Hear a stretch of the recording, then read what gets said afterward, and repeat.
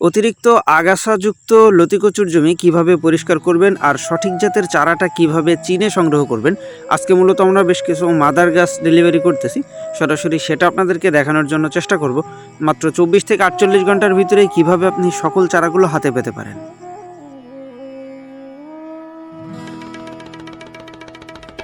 দেশ ও দেশের বাইরে থেকে যে বা যারা আমাদের আজকের ভিডিওটি দেখছেন সকলকে জানাই আন্তরিক শুভেচ্ছা ও অভিনন্দন।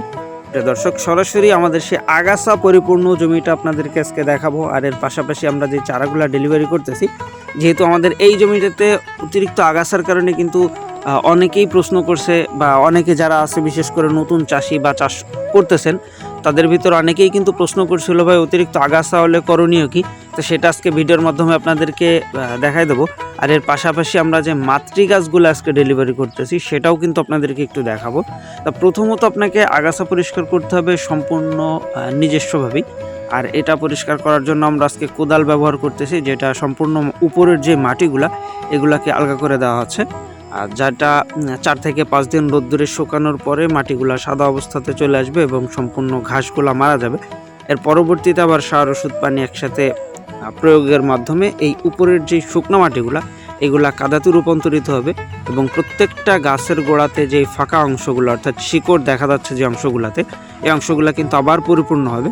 আর যার ফলেই পরবর্তীতে আবার লতির মাত্রাটা বেড়ে যাবে। তা যারা আছেন এই ধরনের নতুন চাষ করতেছেন, অতিরিক্ত আগাছা আছে, আগাছাগুলা পরিষ্কারের জন্য আপনি চাইলেই কিন্তু জমিটাকে শুকনা করে এভাবে আগাছাগুলা পরিষ্কার করতে পারেন। এই যে দেখেন আমাদের পুরো জমিটাতে কিন্তু এভাবেই আগাছা আছে। আর যারা আছেন চারা সংগ্রহ করতে যাচ্ছেন, আমাদের যে রেগুলার চারার সাইজটা যেটা মাত্র 45 দিনের ভিতরেই লতি আসবে, ওই চারাটা কিন্তু আপনি চাইলে মাত্র 2 টাকা পিসেই সংগ্রহ করতে পারেন। আর এছাড়া যদি কেউ মাতৃ গাছের চারাটা চান যে সরাসরি একেবারেই বড় চারাটা নেব বা মাদার গাছগুলা, সেটা কিন্তু মাত্র 5 টাকা পিসে আপনি সংগ্রহ করতে পারেন। আর অনেকে আছে যারা একটু কম দামের ভিতরে চারা নিতে চায়, তারা চাইলেই কিন্তু আমাদের রানিং জমির চারাটা নিতে পারেন মাত্র 1.5 টাকা পিসেই। আর রানিং জমির চারা সাধারণত 3 মাসের আশেপাশ, মানে 3 মাস মতো সময় নেয় ফলন আসতে। আর এই মাদার গাছগুলাতে 1 মাসের ভিতরে ফলন আসে। আর যদি 100% পুরাতন জমির ছোট চারা হয় সেটাতে কিন্তু 45 দিনের ভিতরেই ফলন আসে। তা এই বিষয়গুলো জেনে শুনে তারপরে যদি লতিকচু চাষ করতে পারেন, অবশ্যই এখান থেকে বেটার ফলনটা আপনি পেতে পারেন। তা প্রিয় দর্শক, এই ছিল মূলত আমাদের আজকের ভিডিওটা।